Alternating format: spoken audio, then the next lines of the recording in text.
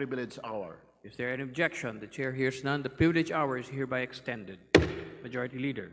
Mr. Speaker, I respectfully move that the Honorable Arlene D. Brosas of the Gabriela Party List be recognized to avail of the privilege hour. The lady from the party list, Gabriela, the Honorable Arlene Brosas, is recognized to avail of the privilege hour. Thank you, Mr. Speaker. Maraming salamat, Mr. Speaker. Ang init, yan ang daing nating mga Pilipino ngayon. Hindi alam ng ordinaryong mamamayan ang gagawin para iwasan ang tinding init.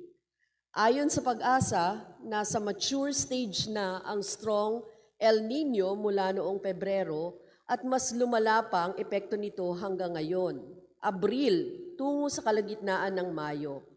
Aabot sa 41 provinces ang naapektuhan ng matinding tagtuyot, kabilang ng Abra, Apayao, Aurora, Bataan, Benguet, Cagayan, Ifugao, Ilocos Norte, Ilocos Sur, Isabela, Kalinga, La Union, Metro Manila, Mountain Province, Nueva Ecija, Nueva Vizcaya, Occidental Mindoro, Palawan, Pangasinan, Quirino, Rizal, Zambales at Negros Occidental. Malawak ang apektado dahil sasaklaw pa sa halos 80 provinces ang apektado ng El Nino. Kung titignan natin ang heat index ngayon, naglalaro ito ng 42 hanggang 47 degrees Celsius. Noong Sabado lamang ay naitala ang 38.8 degrees Celsius na temperatura sa Metro Manila, pinakamataas na naranasan ng Metro Manila. Nitong Sabado ay nagkaroon ng forum ang Gabriela Women's Party tungkol sa epekto ng El Nino at matinding init sa iba't ibang sektor ng lipunan.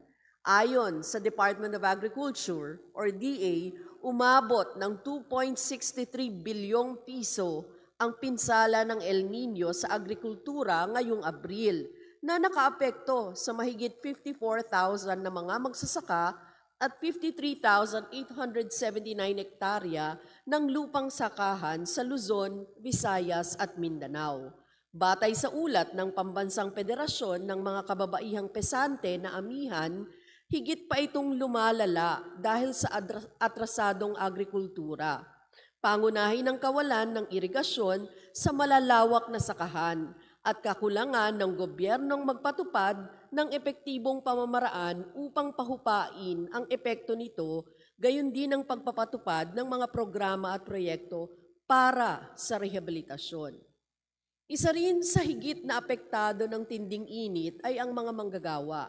Bago pa man ang kasalukuyang El Nino, maraming manggagawa ang nakararanas na ng dagdag na hirap sa pagtatrabaho dahil sa init sa kanilang pagawaan. Ilan dito ay ang mga nasa industriya ng semiconductors, wires at plastic na nangangailangan ng init para malikha ang kanilang mga produkto. Sa ganitong sitwasyon ay nasa panganib na ang ating mga manggagawa dahil sa kawalan ng maayos na ventilasyon at kakulangan o kawalan ng mga personal protective equipment o PPEs.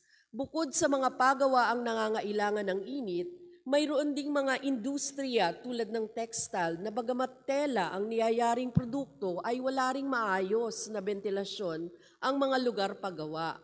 Ang mga ganitong kalagayan ng mga manggagawa ay mas lalo pang tumindi dahil sa nararanasang El Nino. Iniinda rin ng mga manggagawang nasa business, processing, outsourcing, or BPO ang sobrang init sa oras ng kanilang pamamahinga na nakakaapekto sa kanilang productivity sa oras ng trabaho sa gabi. Karamihan din sa BPO workers ngayon ay nasa work from home setup.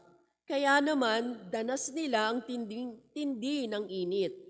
Napipilitan ng iba na magpakabit ng air conditioning units sa kanilang mga tinutuluyang bahay na makapagpapataas naman ng kanilang gastusin at babahagi pa ng malaki sa kanilang maliit na sinasahod. O nga naman, bibili pa sila ng aircon, pag-iipunan pa nila yon, babawas pa yon sa kanilang sinasahod. Dagdag na usaping pang manggagawa ang sitwasyon ng mga manggagawa sa impormal na paggawa, tulad ng mga subcontract workers, maliliit na manininda, street sweeper, pedicab, tricycle at jeepney drivers at mga platform workers.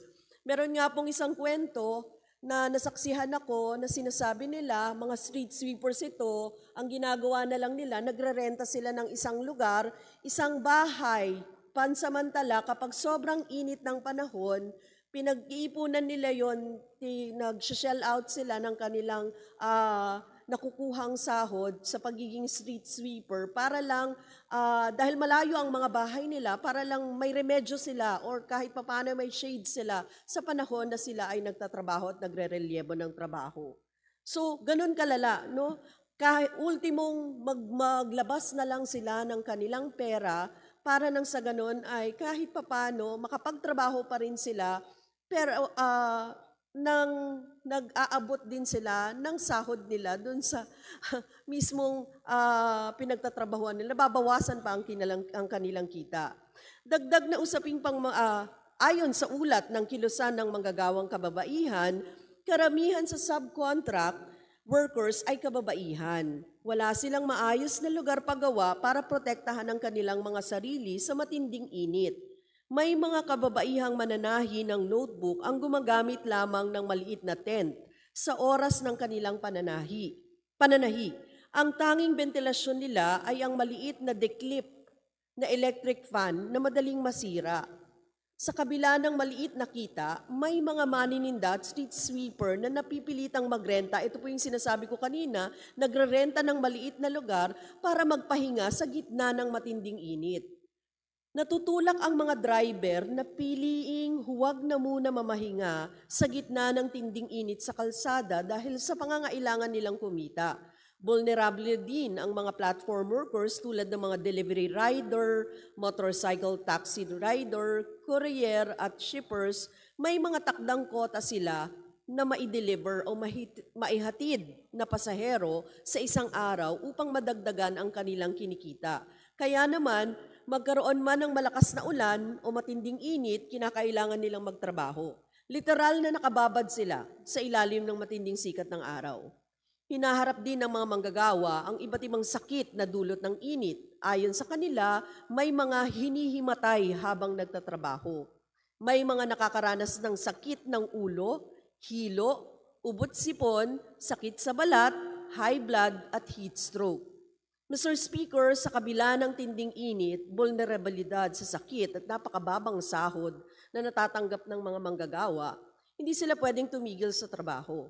Kapag hindi sila nagtrabaho, walang makukuhang sahod, walang maipapakain sa pamilya, walang panggastos.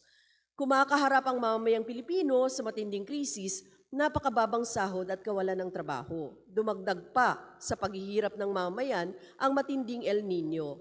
Lalong depressed ang halaga ng sahod dahil sa pagkakasakit ng mga manggagawa at pamilya nila sa tindi ng init na maituturing na occupational hazard sa mga manggagawa.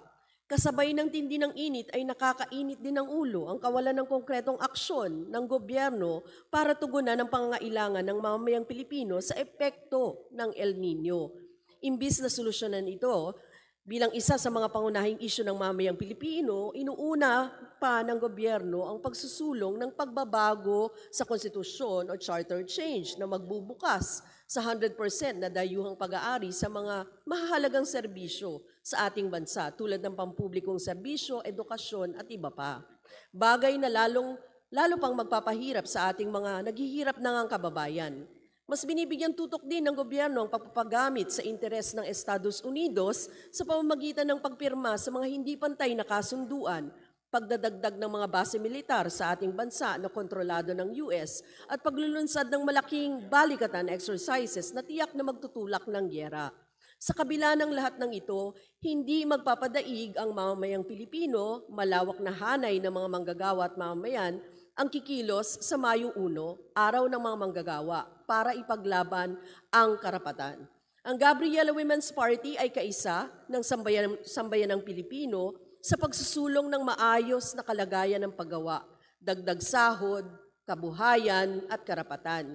Gayon din ang pagbibigo sa charter change, pagpapaalis sa US at China sa ating bansa at pagsusulong ng pambansang demokrasya at soberanya. Maraming salamat, Mr. Speaker.